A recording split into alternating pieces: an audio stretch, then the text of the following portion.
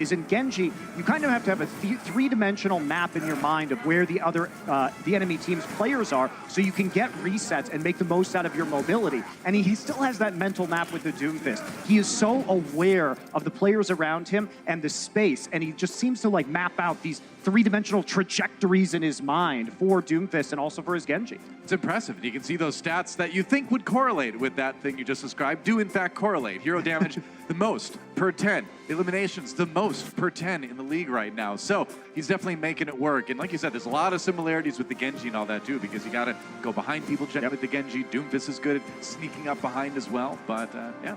Yeah, it's really exciting. So Haksal, definitely the player you want to look out for, and he's going to be the more aggressive Doomfist in this matchup. Right. He's going to be the one going in and looking to make the play, whereas typically we think of Libero as the one who's waiting for the other team to come in, and he's the punisher, not really the aggressive actor. So really big difference in styles between the Titans and the NYXL tonight. That's right. Ladies and gentlemen, it's time to introduce our two teams in this series. First, we'll introduce a team on top of the Atlantic Division, a team that was denied a spot at the finals in their own home city. Can they get to the finals this season? Let's hear it for the NYXL.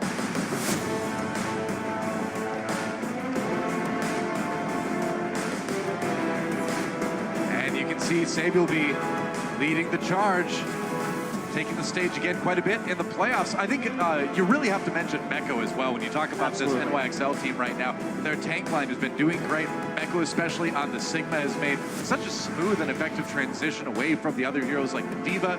Looking really good. Yeah, and speaking of Meko, right now he has a 73% teamfight win rate with Gravitic Flux. That means he's 13.1% over their teamfight win average. So if he uses that Flux, their chance to win a teamfight goes up 13% over their average. You compare that to Janu. When Janu uses Gravitic Flux, it's only 1.9% additional. So really big difference. NYXL has been much better at playing around Sigma ults and turning them into teamfight wins. Their opponents, though, are not going to get pushed over easily. A team that was known as Runaway back in Korea that dominated the Korean Overwatch scene. Now they have dominated the Overwatch League scene. Can they complete it with a trip to the Grand Finals? Let's hear it for the Vancouver Titans.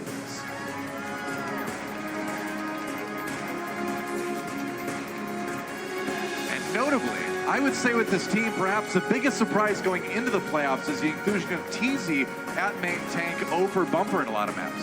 Yeah, it has been a surprise. TZ was cut last year, signed and cut last year by the London Spitfire, has now rejoined the Overwatch League under the aegis of the Vancouver Titans. Yeah. And you have to think, Vancouver thinks he's going to be the better Orisa player in this meta. And he's been pretty good. Yeah. He has. He's currently one of our stats leaders on that Orisa, actually, and just kind of generally has a very good sense of when to walk forward, I think, especially. And he's going up against a tough opponent as well, because Mono, known for years and years as one of the best main tanks across a multitude of different heroes in Overwatch. You can see the stat comparison, though, right now. Right, they're kind of two sides of the same coin, where they're both two main tanks that are exceedingly good at knowing their limits, but one likes to take that and the other likes to go the opposite, be a little bit more aggressive. So it's an excellent main tank matchup in this series. It is one of the many, many, many things I'm incredibly excited about watching today. Yeah, and the lower stats, especially in damage, make sense for Mono, because a lot of the time NYXL will be playing around the map architecture and terrain. Yeah. So they're going to be hiding around a corner until you make an error, and then going to damage output when you play in that style. So our map set brought to you by map that picks the next one. So he gets it done on Control to get themselves one step closer to the Overwatch 2019 Grand Finals. It's a first to 4 today. 4 map wins will get you there. But how many maps is going to take us to get there? That's the question. We've gone up to 8 in the playoffs already. I think NYXL coming in.